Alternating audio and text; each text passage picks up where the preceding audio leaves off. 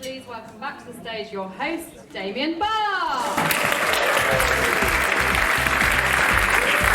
Hi! Welcome back. Thank you all for the questions you scribbled on the break. It seems that you felt inspired to find your voice. Phone numbers, as usual, will not be submitted.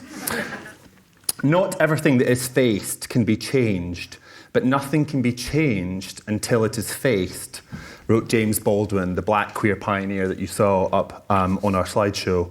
Tonight's second guest has had more than most to face. He was born into a poor family in Texas, raised Mormon in that already God-fearing state, then abandoned by his father before having to fight a violent stepfather. Throughout all this, he had his two brothers and his brave, brilliant mother, a polio survivor who redefines resilience and whose heart is as limitless as her hopes for her boys. Mama's Boy is the story of that woman and how her middle son went from being a little boy too scared to speak to a man whose bold, beautiful words gave new voice to Harvey Milk and a community silenced for far too long. Please welcome Dustin Lance Black.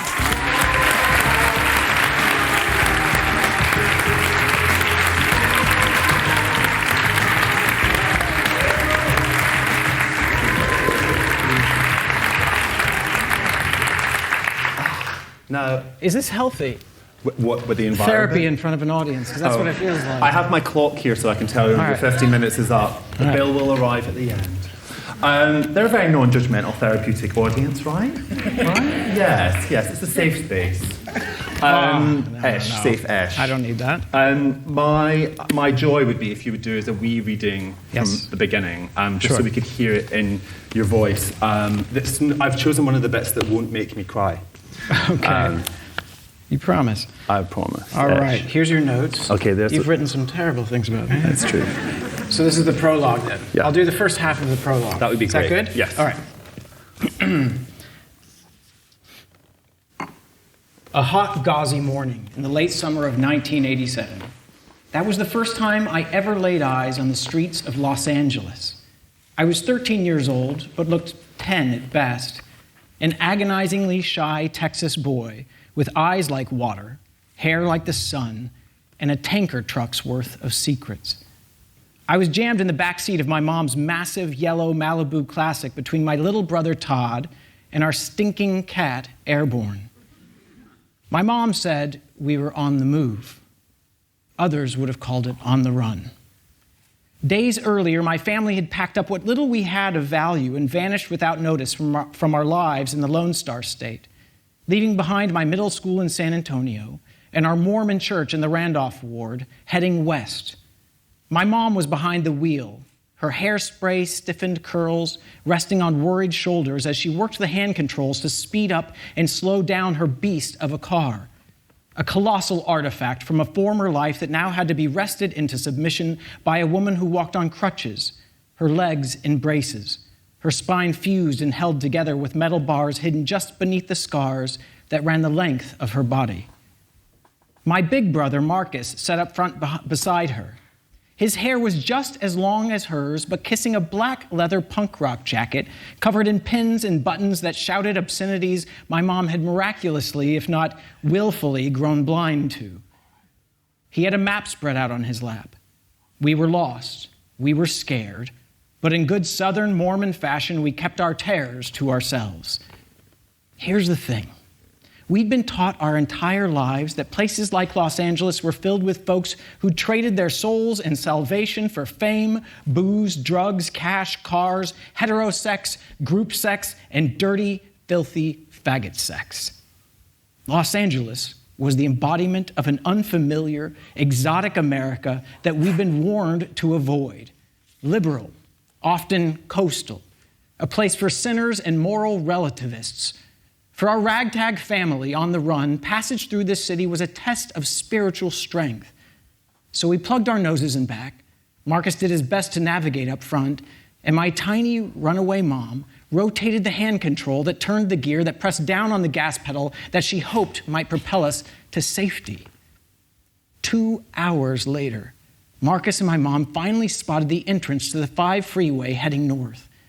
The terrain grew steeper as we headed into the hills and over the Grapevine, a stretch of highway out of LA, where the snarl of traffic gave way to golden grasses, a reservoir lake, ranches, and a meadow filled with wildflowers.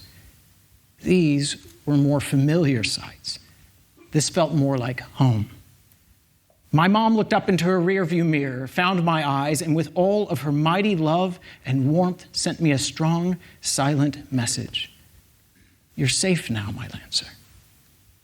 I took a breath or two, pulled out a pen and a spiral notebook, and wrote a letter to a girl back in San Antonio. She and I had recently participated in a one-act drama competition. She'd played Eve, I'd played Adam. Her mom was our drama teacher. I described Los Angeles as the second gayest city in the world. It wasn't a compliment. I was already fairly certain that San Francisco was in first position, thanks to AIDS hitting the national news when old Hollywood heartthrob Rock Hudson fell out of his closet and into his grave.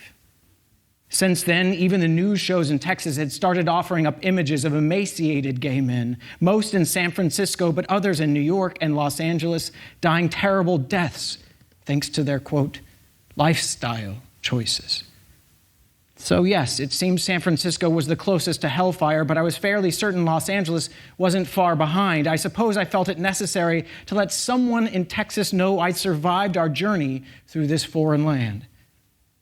But as we reached the top of the mountain, something in my God-fearing heart stirred, and I looked back toward the city. It was calling to me. If I'm being honest, it had started calling well before we set out on this adventure. If Los Angeles was dangerous, I was curious. How true were the stories I'd heard? Did people there really do so many strange things to their bodies, their minds, and one another? Did they really make all of those movies and TV shows I'd fallen in love with on the rare occasion we were allowed to watch them? And the most dangerous question of all, did the nation's current teen heartthrob, Ricky Schroeder, with his golden hair and ocean blue eyes, actually live somewhere down in all that chaos? That question, and all of its invasive roots and sticky webs, lingered longest in my mind as I watched the city glimmer and shine in the morning sun until it slowly disappeared behind a veil of blue-white smog.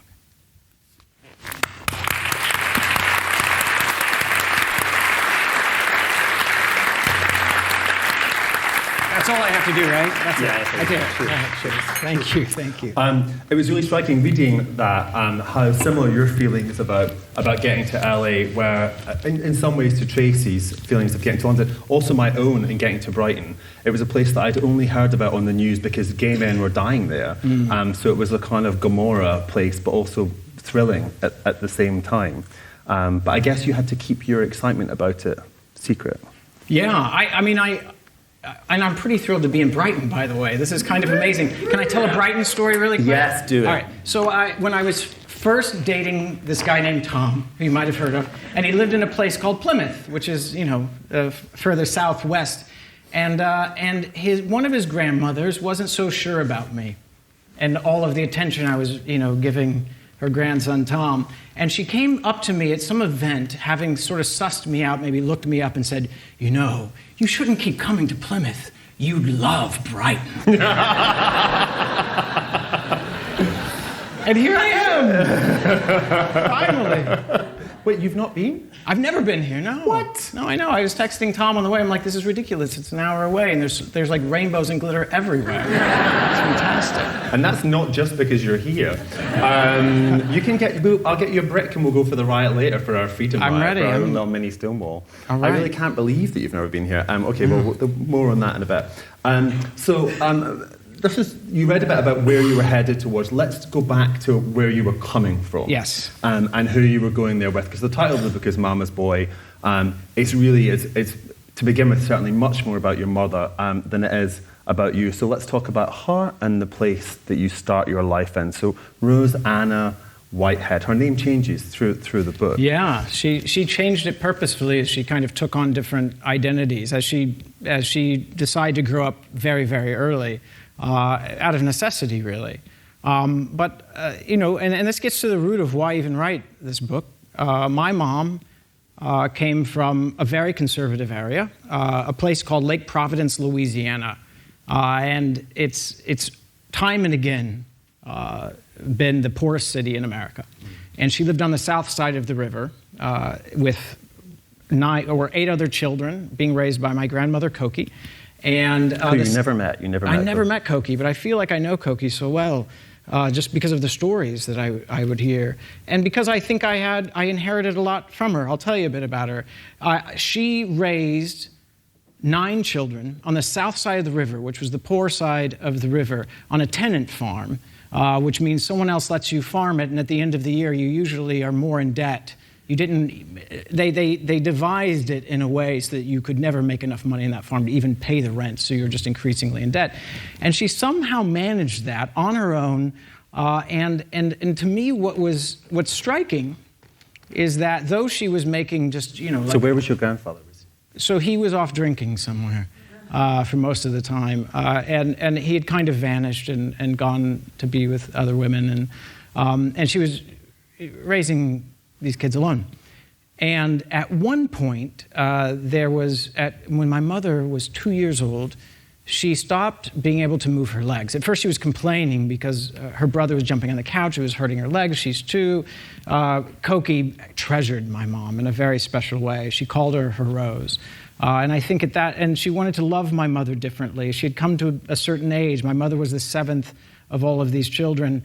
She wanted this to go very, very well. She wanted to finally settle into what love might mean between parent and child. But then at 2 years old, my mother's aching legs turned into an inability to breathe.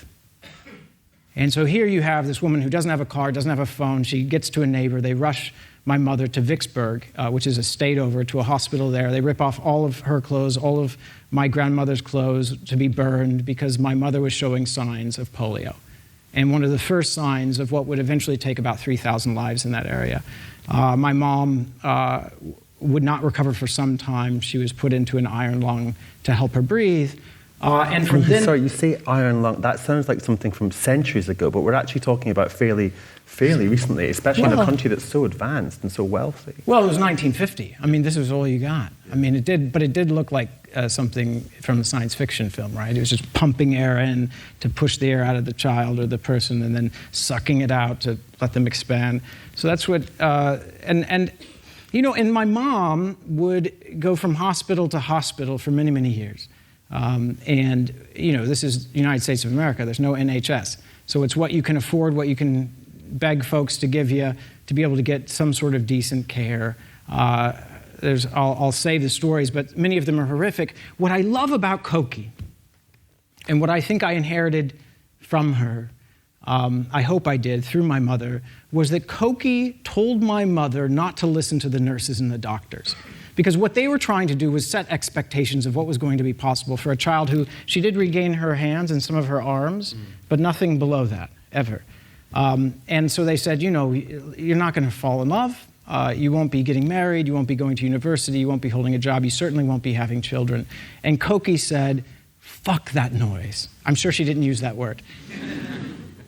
And said, do not let anyone tell you what's possible and impossible. And because of that spirit, my mother made a checklist of all the things the doctors and nurses told her she'd never be able to do, and went down them one by one and proved them wrong in, as the book will tell you, in spectacular fashion. I mean, she does really redefine resilience. She is an incredibly spirited woman. But just to give a sense of, how incredible those achievements are, and we'll come to those in a moment. Your mother used crutches for the rest of her life, and that was one of the ways that you knew she was coming, because you could hear the noise. Yeah. The kind of click-clack noise. She didn't want to be in a wheelchair, and that was a strange decision, so they ended up having to fuse her spine with these metal rods, which that was the surgery she nearly died in. But it meant that she could be rigid enough to walk like a pendulum with crutches. Yes, but it also meant I could always hear her coming. Yeah, it's very handy for teenage boys. Yeah, it's very handy for teenagers, I'll tell you that. Yeah. Here she comes. Here I go. So, steady. She's the seventh of 9. How is it that she begins to set about proving these people wrong going through this list? What is it that you think inspires her to move? Because she could very easily have sunk into despair, become one of the people that she'd seen in the institutions in Louisiana and Georgia. What was it that made her want to not be like one of those people? I think she was, it's something on the genes perhaps, but she was just blind to impossibility. I remember people would often call her naive, her own family members, when she would talk about the things she wanted to do next. And so, and there was a stubbornness there. I don't know where it came from.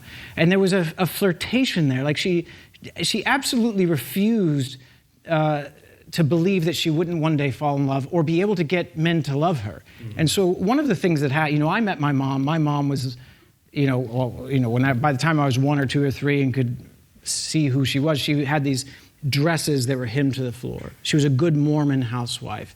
I mean, she never swore, never drank, certainly no cigarettes, anything like that. When I did the research for this, I got to know a very different young woman who wrote these letters to the young priests in training who were like 18, 19, 20 years old. She would have been like 14, 15, 16.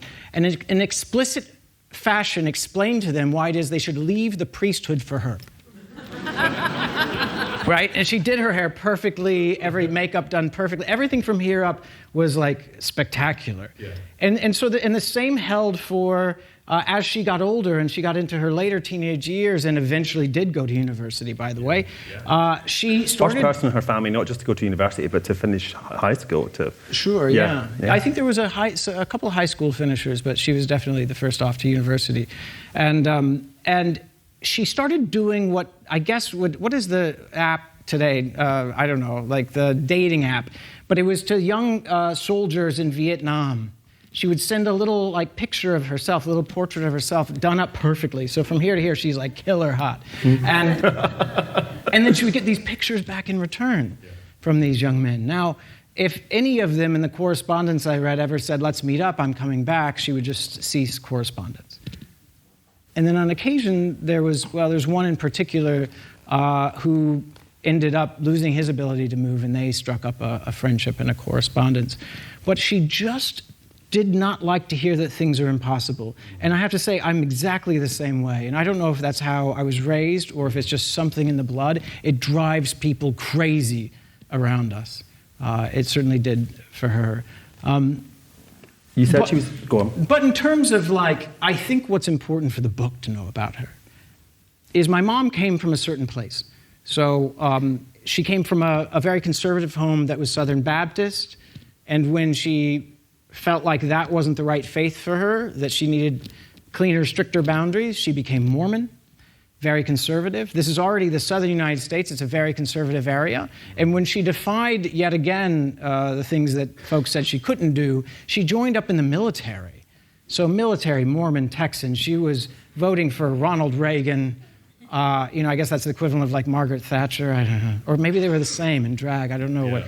Yeah. And so, she was that. And she gave birth to this. It was outrageous. So, I don't want to get ahead of anything, but yes, I made my mother the lead of this book. I made our relationship the lead of this book because the purpose of this book wasn't just to be, to tell the things that happened in my life or to pat myself on the back for this or that. The purpose of this book is how does a woman like my mom, who is so incredibly conservative, have a relationship, and a strong relationship, with someone like me who, instead of going on a Mormon mission, decided, I'm going to go to Hollywood and make movies and fight for gay equality. How did we do it? So the question I have for you is, did you have the answer to that before you wrote the book, or did the book help you work it out? And were there any places that the book took you that surprised you? Yeah, yes. I had the answer.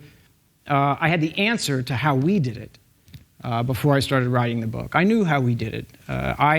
My father hit the road when I was 6. So my little brother was 2, I was 6, my big brother's 10. And at that point, it's just us and a woman who's never driven a car, at that point never had a job, can't walk around. So I'm the man of the house now because my big brother's off, discovering marijuana and who knows what else. So I'm raising her as much as she's raising me in many ways. What did that feel like for you as a child? Were you aware of that as a pressure? Yes. Did it feel normal? Yeah. No, it was not normal. Yeah. Of course not. Did you hide it from people at school? How did you cope with it? This is like therapy. Yes. I had to hide everything from everyone at school. We were also like Mormon in a big Baptist or Catholic town. Like, that was already not going to be cool. If someone came out with a Diet Pepsi, I was like, you're going to hell. That was tough, right? And so I felt so, and I also knew by 6 years old, I had a crush on the 10-year-old down the street, big time crush. And I also knew by 6 years old, thanks to the Mormon prophet being beamed in via satellite, that where I come from, the faith I come from, he said in his words, the sin of murder is akin to the sin of homosexuality, which was a really cool word for about a week before I found out what it meant. And I knew it was me. And there were all these other words that you learned if you were in Texas, which is where we were living at that point, if you were in the military, and none of it was good news. So I had that. I had the fact that my mom looked incredibly different. At this point, she's up walking like a pendulum, but the polio-induced scoliosis, her spine's shaped like an S. And I'm becoming aware of that as too big a difference. I'm just filled with too big a differences to be able to survive and be accepted in this area. So I just, as a 6-year-old logic, I just went silent. You just stopped talking. I related to what Tracey was saying in a big way. Sometimes silence for me was safety in a way. Silence was a place I could be with me and I could trust me, and that was about it. And so did you have stuff you wanted to say and you just thought I can't say it, or did the stopping saying result in you stopping thinking, stopping feeling? Was it a conscious? No. So it was all going on inside. You just were keeping it there. Yeah. I mean, I would go into a classroom in school and I would see the kids doing this or that, coloring, and I'd be like, that's incredibly uninventive. How dull. I didn't say that. Yeah, that's probably wise. That's probably wise. Yeah. But I was quickly sent off to the principal, and I spent my first 2 years of school with her because I just wouldn't say a word. And she was a funny character with hair sprayed up to here. You've lived in Texas, you know what I'm talking about, like solid. The higher the hair, the closer to God. Big nails. He knows it. And so it was silence out in the world for many, many years, and then at home I would talk with my mom. Okay. But so long story short, we had to figure it out. We always had to figure out how to keep our relationship alive. So I always knew how we did it. Yeah. You asked an interesting question, though. I get a certain portion of the way through the book, and this has been a long simmering thing, and I realize I know how it is my mother, the hard work she had to do, and we can get to the specifics at a certain point. I knew the courage she had to show to actually show up and get to know me and my friends, though we represented something that to her was too foreign, too different. I knew the curiosity she had to show to actually listen to the stories and to absorb who we were, and to learn who we were, to let those stories maybe melt away some misconceptions and lies. And I appreciated that so much. That's the work that kept us close. In this book, as I'm going through it, I realize that I've not been as courageous as my mom. I've not shown that courage to be curious, that ability to reach out and see if I can't find common ground. So the last third of this book is the story of my travels back to Texas, back to Texarkana, back to the South to see if I can't reconnect with my conservative family. And even more difficult, my journey back to Salt Lake City, Utah, to meet with the leaders of the Mormon Church. Yeah, that's quite a moment. And to see what I could find there. That's when you go back to the Mormon Church, because they are as camp as Christmas, and they just don't know it.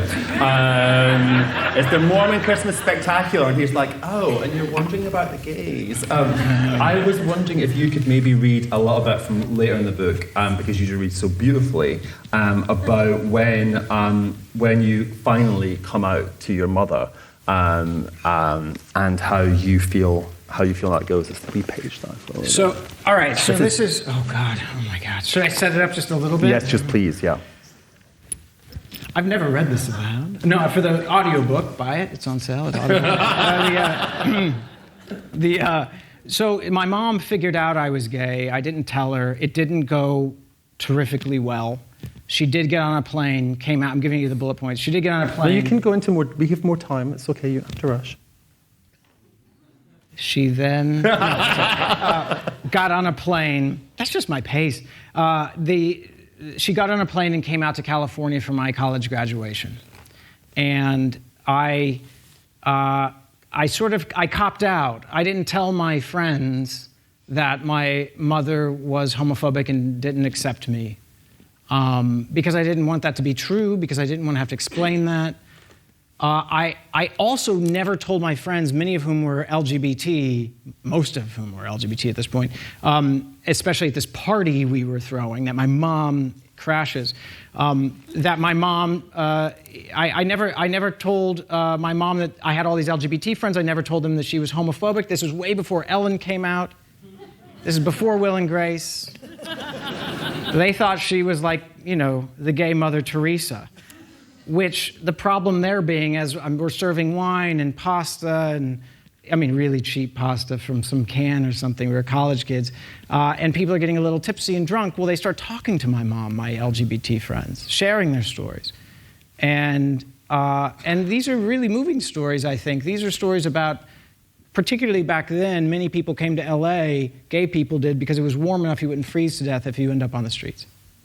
And so they're telling the stories of not being able to come home for Christmas, see their families, the stories that were sadly commonplace in 92, 93, 94, 95. And my mom is a good Southerner, so she's just nodding, listening, And they don't know how to read that, because they're kids from other places, so they just kept talking and talking and talking and sharing more stories. Wine kept being poured, and at certain points, because I know who was talking to her, I know that things like gay male hygiene was discussed. And I know that my two lesbian friends who love their Doc Martens taught my mom how lesbians do it. So I'm terrified. I'm in the kitchen. My two roommates, gay roommates, have fled to their bedrooms. I'm sure they thought it was very funny. And I'm left there with her. And I just remember it was a lot like this. She'd be sitting where I am, and she patted the futon and had me come sit next to her. And we didn't say anything for a really long time. And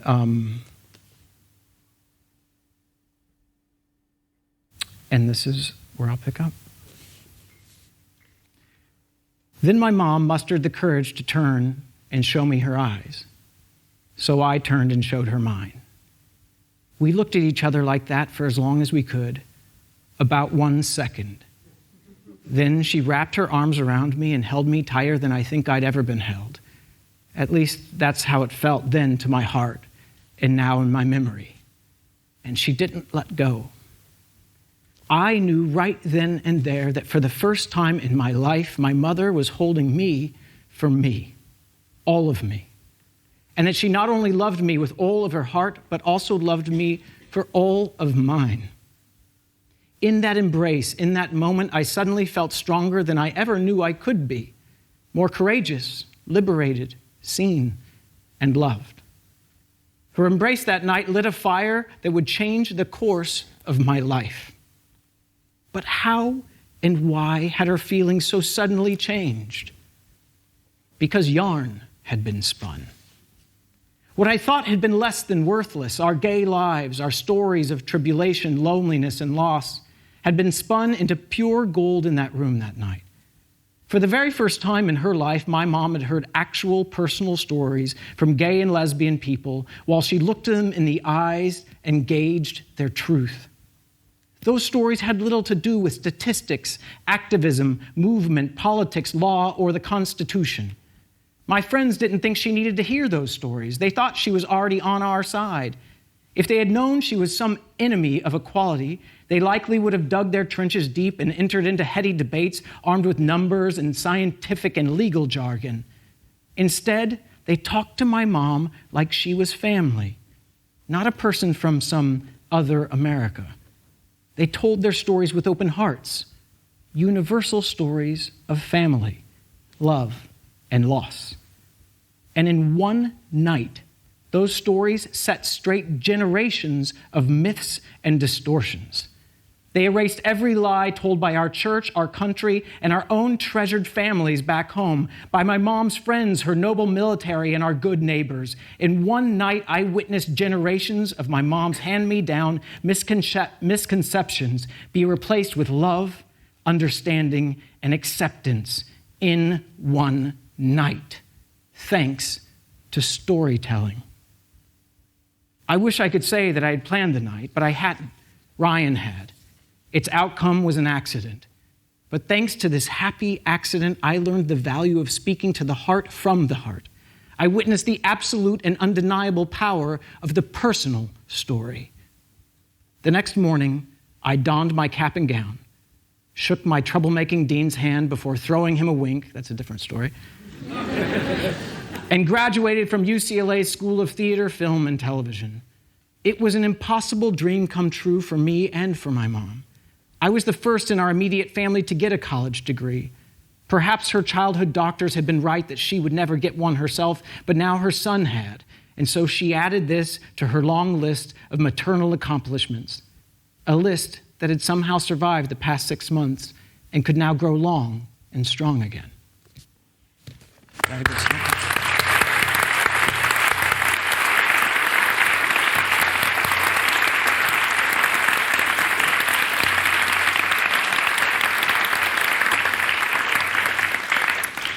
I'm going to need more of that if we keep going. You should read that bit again next time. It's very moving. All right, yeah, I haven't done a whole lot of that. Can I ask you one question? You said you were going to do that. Go ahead. Yeah. Donnie Wahlberg of New Kids on the Block. Oh, yeah. Really? Yeah. Yeah, because my very first concert was New Kids on the Block, but it was Joey Joe McIntyre. Oh. You were a Donnie guy. Yeah. Wow. We wouldn't have fought over them, so it's fine. All right. No, that's fine. They're very, very different. You were into the butch ones. I liked the little pretty boy, didn't I? Yeah. I know. Yeah. I did.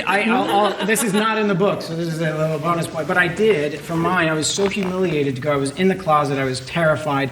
I dressed up at whatever I was, 15 years old, what I thought a reporter would wear. And I got a little notepad with my permed hair to look like Joey Joe, got in line to the concert, and all the girls were like, "What are you doing here?" I was like the only boy to be found. I didn't know where you were. I wish we knew each other then. I went with my girlfriend. I did. I went with my girlfriend, who was also the first person that I came out to. All right. And who was the witness at my wedding to my husband, who is up there. Very good. So yeah, she stuck around. Well, I told the girls in line that I was a reporter reporting on this concert. I had no real interest. And they were like, "Is your hair real?" Yeah. Yeah. So how did that moment, the acceptance change? It changed your work as well. I know that was interesting because at that point you were still making sort of like French Nouvelle Vague, yes, kind of, stuff that was trendy in the 70s, but to you was new and exciting. But people weren't loving it. And then you discovered a sort of authenticity. You turned inwards, I think, towards yourself, but also out towards the world. You were willing to share stories that felt true about your community. And you started to seek them out. I mean, it became a bit of a mission. Yeah. And it was, I was watching all of my mentors die. I had been doing theater up in San Francisco, now I was in LA. And this was a period where still families weren't showing up. We were putting my mentors in the ground. Without that connection to family that we all deserve and that love that we deserve. And, and yes, we were organizing and strong, but it was about survival. It wasn't always necessarily about pushing our rights forward and being seen as equal and really feeling free. And, I thought, God, if a personal story can change someone like my mother, like that, if telling that truth in that way can do it, well, then don't I have a responsibility? If you see someone drowning, don't you have a responsibility? And so I just dedicated myself from then on out to stop making movies that looked like the French New Wave, as much as I loved that, and to dedicate myself to telling the narratives of people who are being treated unfairly because of their difference. That doesn't have to just be LGBT people. And certainly then, that's what my life became. I don't know if, and I actually got my start doing a BBC show called Faking It, if anyone ever remembers that, and did the episode. I pitched the episode, and thankfully they went for it right from out of the gate, to take a sheep shearer from a homophobic family and put them in a hair salon, if anyone remembers that. And yeah, it went well for him. But from that to, telling the Pedro Zamora story, to doing, things like Milk and Let's talk about when you first heard his voice, because I was really surprised by that story. I thought that you would have come to it in a different way, but he actually came to you fairly early on in your life, in quite a surprising context too.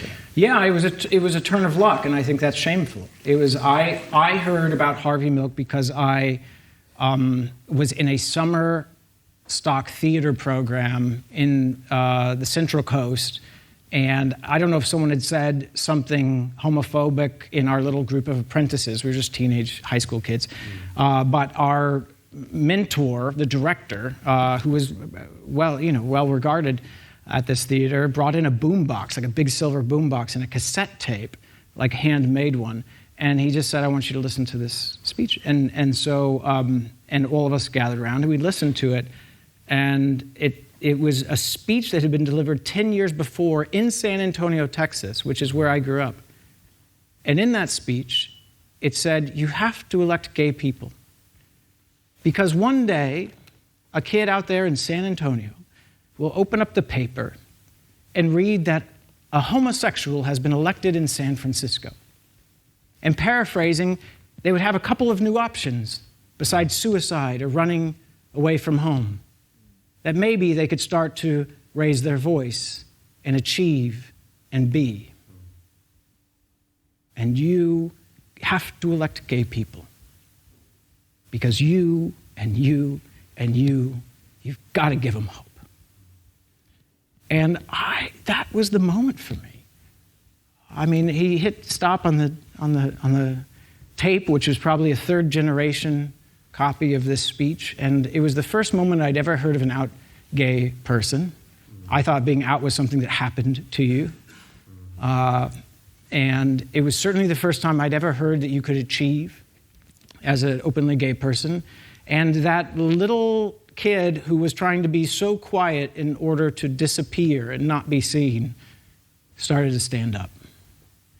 It would take a while. It didn't happen overnight. I wouldn't go to gay pride parades. I wouldn't come out for half a decade still, but I didn't want to kill myself anymore. I didn't consider those solutions anymore. And I started thinking about achieving.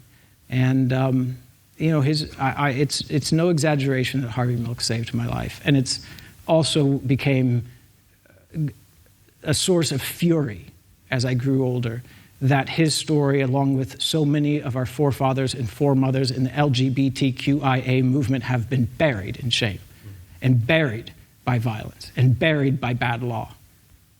And understanding the power of a history, understanding the power of knowing you have forefathers and foremothers who came before you and were fighting for your life before you were born, that give you that steely sense of self-worth it takes to live as a minority. And LGBT people aren't necessarily, are certainly rarely born into families where the parents understand our struggle. So we need it. We need our history. And it had been robbed from us. It still is. It still is. I mean, I would, of course, then set to work on this. It would take forever, but on this decades-long mission to try and tell a movie, something a kid could find in a video store about Harvey Milk. And I'm very still surprised we did it and proud that it's, every time I go on British Airways or American Airlines, it's still there, which is amazing. It's wonderful. But it's not the end, people. It's literally the smallest stone in this incredibly gorgeous, vast mosaic that has to be rebuilt. And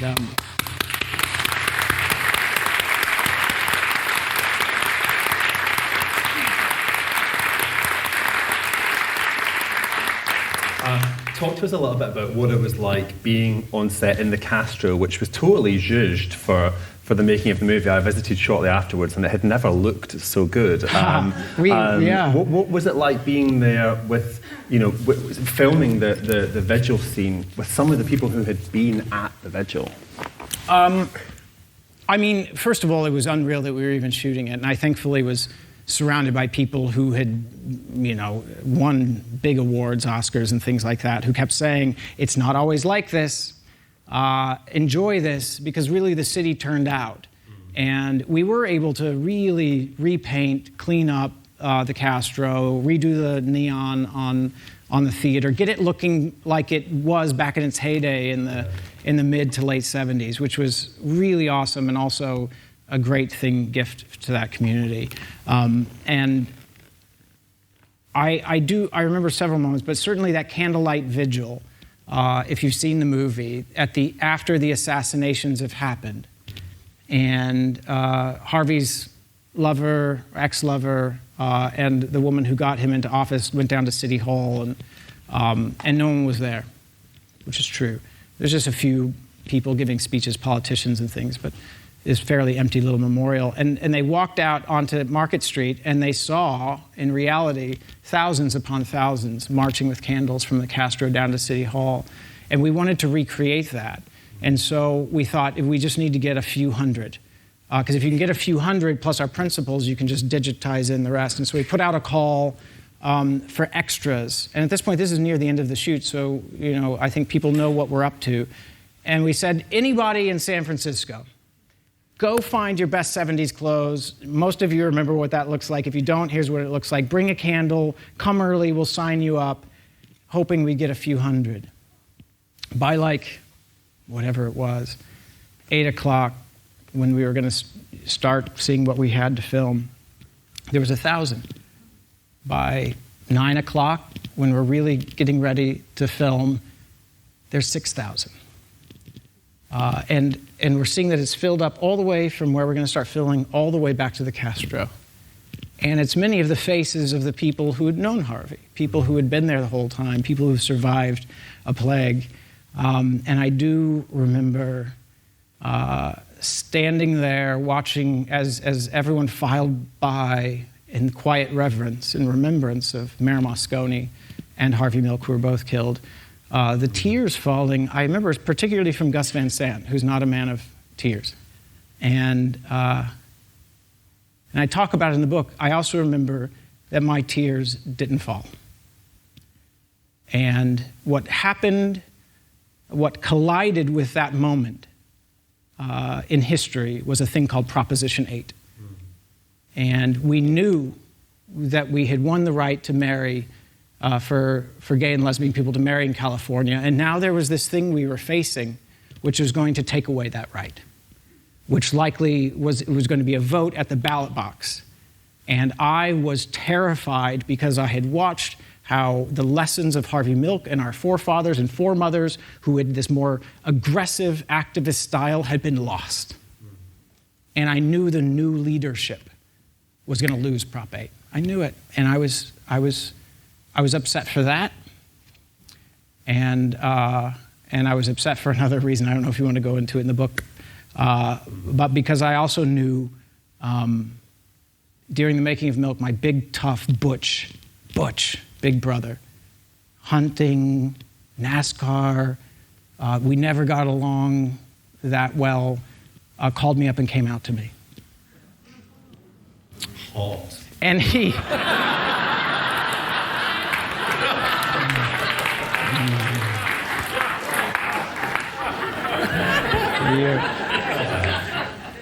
And he... But did you really not have any clue? No, you would not have any clue. I mean, he literally, when he came out to me on the phone, I mean, I remember, I know all the things I'm supposed to say, right? I was well equipped at this point. I'd screwed up a few coming out moments that are in the book.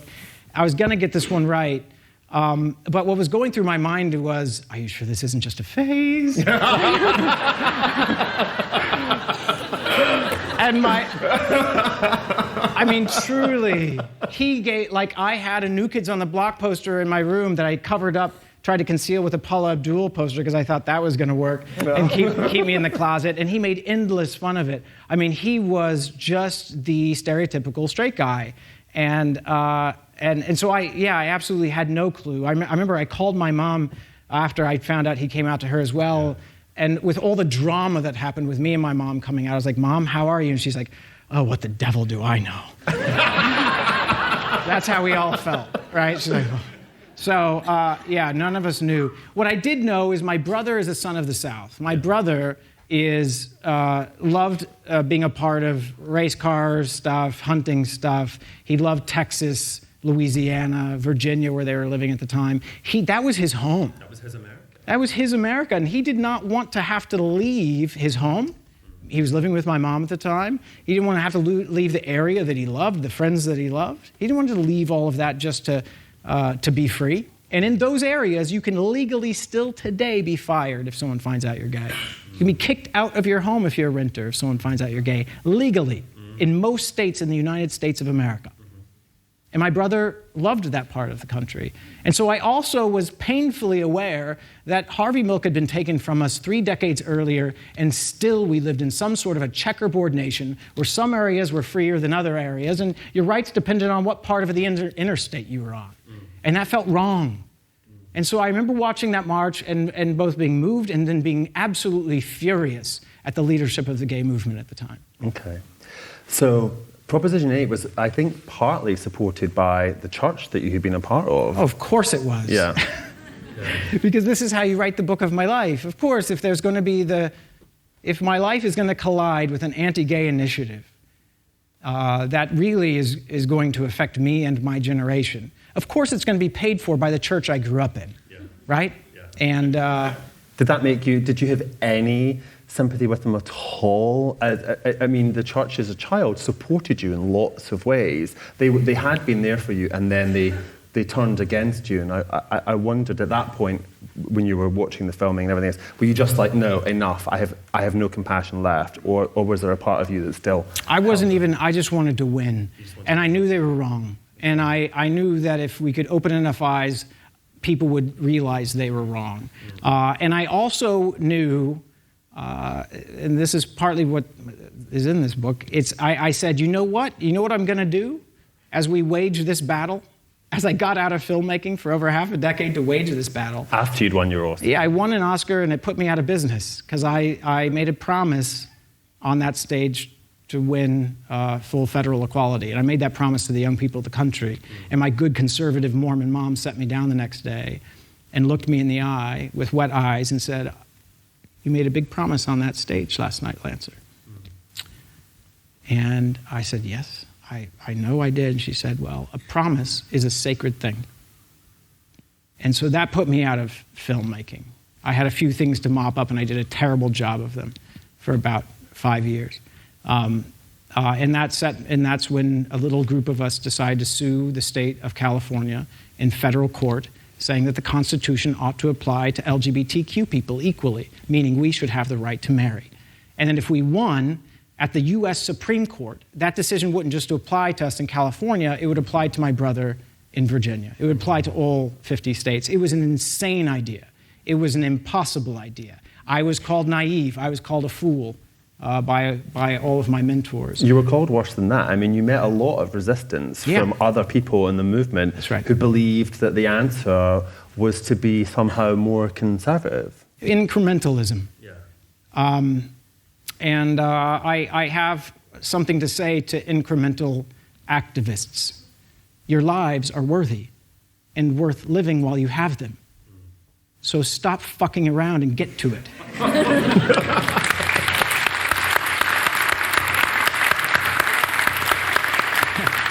But I knew in order to win that case, or we did, it was a group of 4 of us and then 5 of us, I knew that in order to win the case, we had to convince people like my mom. So not only did we have to make the legal arguments that would stand up in court and give us 5 votes on the U.S. Supreme Court, we also knew that Supreme Court justices don't live in a bubble. They read the newspapers, they watch the news, they want to be just ahead of where the world's going, not too far ahead. So when we started waging this battle, the majority of people in the United States of America said they didn't believe that gay and lesbian people should be able to get married. We had to get that, we had to win that in the court of public opinion. And I was like, the way to win it, just drawing on that section you had me read, which was a good section now that we think about it, was I had to steal from the Mormon church and the Baptist church their language. I had to use the language of the churches I grew up in, of conservatism, to make the arguments to people like my mom. I can't come to them with my coastal, progressive arguments. That's just not going to work. And so, number one, we hired the most conservative Republican Supreme Court lawyer there was in the land. Who'd worked for Bush. He not only worked for Bush, he won the Supreme Court case that gave George W. Bush the White House. I mean, we did not agree on a whole lot outside of the fact that he believed in marriage equality. He thought it was a conservative value. He wrote the piece, didn't he, for Newsweek? For Newsweek, he wrote, I mean, it was right, oh my God, when we told the leaders of the gay movement in America we'd hired Ted Olson to lead our case, I felt like I needed to triple lock my doors, like I was in trouble. But you know, when he published a cover story in Newsweek called "The Conservative Case for Marriage Equality," I knew we were right. When we went out into the public, and instead of letting our lawyers wax poetic about the law and the Constitution and science, no matter how right they were, we let our plaintiffs talk, and other plaintiffs talk, and other families talk, and we told our personal stories, and we targeted them at the mothers of these families and these parents of children who might be gay in these areas. And by utilizing the tactics of the Mormon church, because I knew them well, and the Baptist church and conservatism, those numbers, by the time we got to the Supreme Court, were well above water. We had won in that way already. And so was I mad at the Mormon church? Well, no. I mean, I guess I should be grateful. They taught me what it was I needed to do to kick their ass.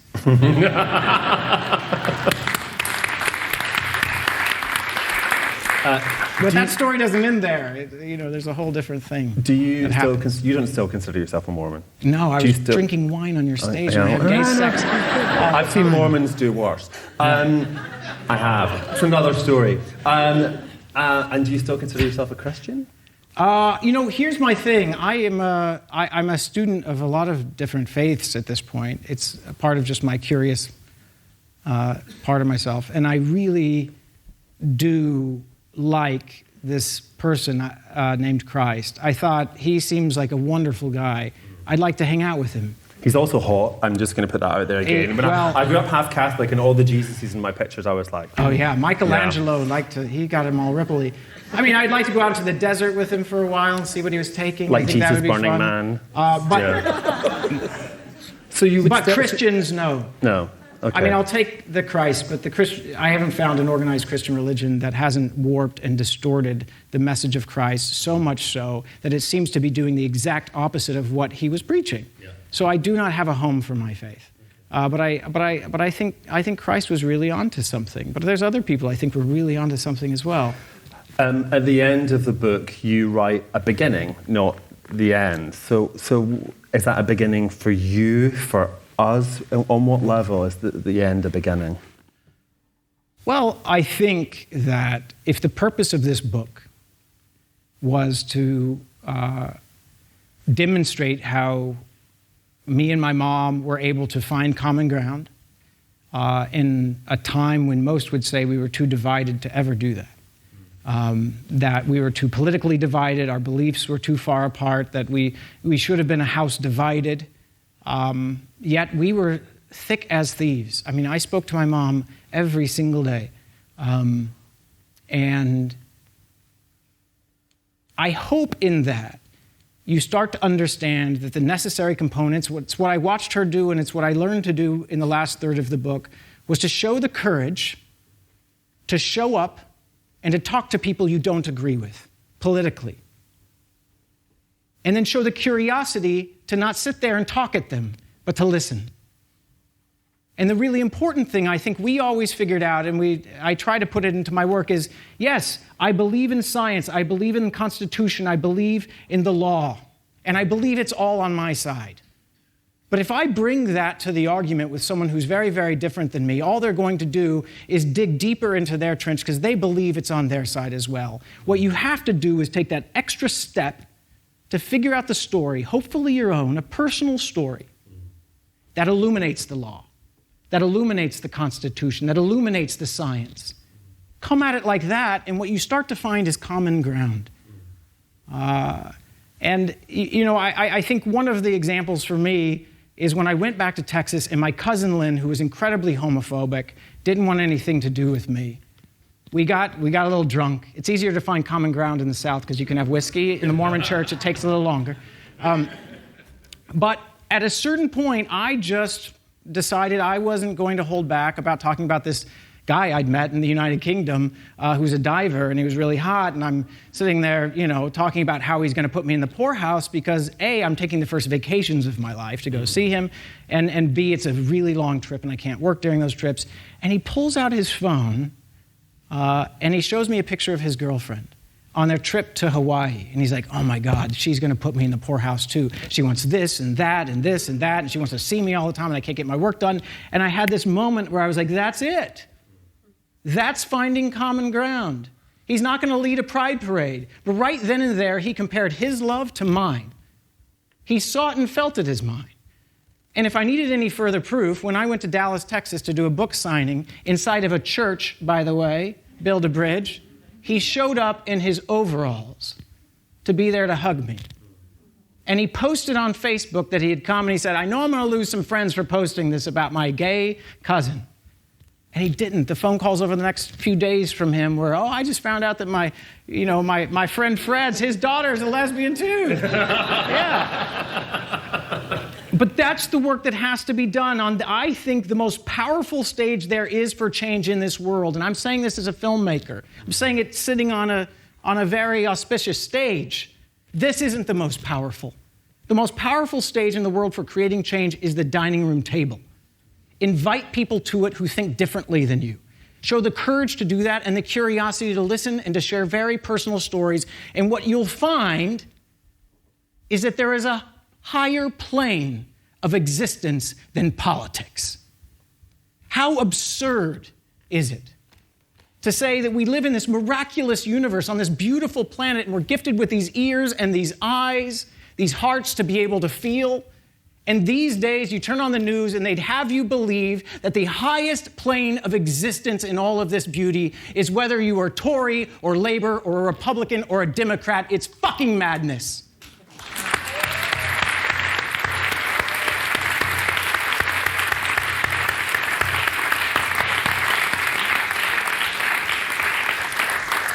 Just before the sofa catches fire, and we've just had it re-upholstered. I'm gonna take some questions from the audience for Lance. So if you can put your hands up as the lights go up. Yep, there you go. Question here and a question there and one there. So the microphone's going to go to you first. Yeah, pass it along, please. Thank you. Can we get some more wine on the stage? Yes, please. Well, I think we really do need it. And not that watered-down kind they were pouring in the green room. Yeah. Go ahead. Hi, thank you for that. That was really inspiring. You wrote a film about the first openly gay elected official in the United States. And I wonder how you feel about the fact that there is now a top-tier presidential candidate who's identifying as gay. Yeah, Mayor Pete. How do I feel about it? Yeah. First of all, everyone knows about Mayor Pete. Pete Buttigieg. Buttigieg. Is that how you say it? Yeah, Buttigieg. Yeah. You'll get it. You met him. You'll have to say it a lot once he's president of the United States. Get used to it. That would be so amazing. You met him on tour, right? I did. Yeah. My book tour crossed paths with his presidential tour.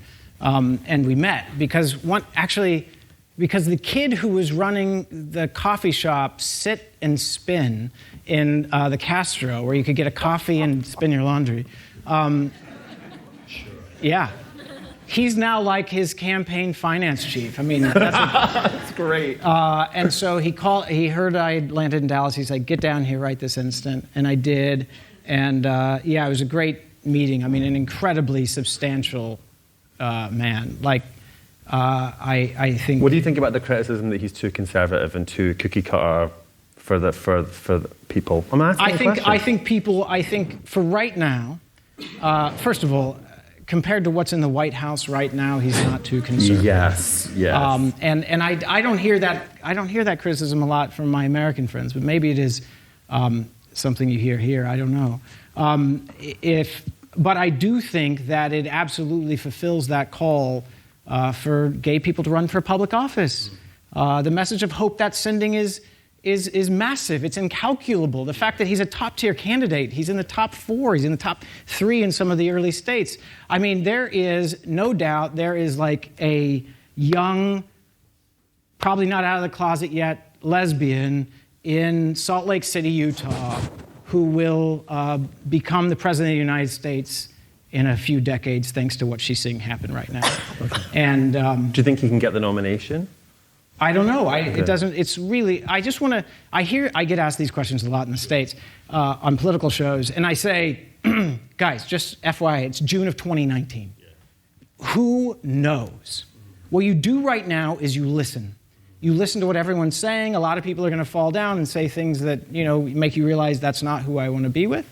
There are several candidates who I really like. Pete is absolutely one of them. But I also have to say, in the LGBTQ rights movement, we can often be rather myopic about our own needs.